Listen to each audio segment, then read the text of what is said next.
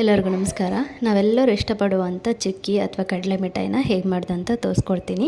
Video ಇಷ್ಟವಾದಲ್ಲಿ friends and ಫ್ಯಾಮಿಲಿಗೆ share ಮಾಡಿ. ಹಾಗೆ ನೀವು ಎಲ್ಲೆಲ್ಲಿಂದ ನೋಡ್ತಾ ಇದ್ದೀರಾ ಅನ್ನೋದನ್ನು ನನ್ನ ಜೊತೆ ಕಮೆಂಟ್ ಮಾಡಿ. ಇಲ್ಲಿ ನಾನು ಒಂದು ಪಾತ್ರೆನ ಬಿಸಿಗೆ ಇಟ್ಕೊಂಡಿದ್ದೀನಿ. ಅದಕ್ಕೆ 2 ಕಪ್ ಆಗೋಷ್ಟು ನೆಲಗಡಲೆನ ಹಾಕೊಳ್ತಾ ಇದ್ದೀನಿ. ಈ ಕಡಲೆನ 2 ಕಪ್ ಹಾಕ್ಕೊಂಡಿದ್ದೀನಿ. ಈಗ ಇದನ್ನು ಲೋ ಫ್ಲೇಮಲ್ಲಿ ಇಟ್ಟು ಚೆನ್ನಾಗಿ ಹುರ್ಕೊಳ್ಳಿ. ಹಾಗೆಯೇ ಮೇಲ್ಗಡೆ ಸಿಪ್ಪೆಯಲ್ಲಿ ಎದ್ದು ಚೆನ್ನಾಗಿ ಬರಬೇಕು.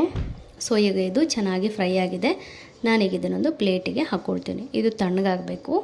ತಣ್ಣಗಾದಮೇಲೆ ಇದನ್ನು ಕೈಯಲ್ಲಿ ಚೆನ್ನಾಗಿ ಇಸ್ಕಿ ಇದರ ಮೇಲ್ಗಡೆದು ಹೊಟ್ಟು ತೆಗಿಬೇಕು. ನೋಡಿ ಈ ರೀತಿ ಚೆನ್ನಾಗಿ.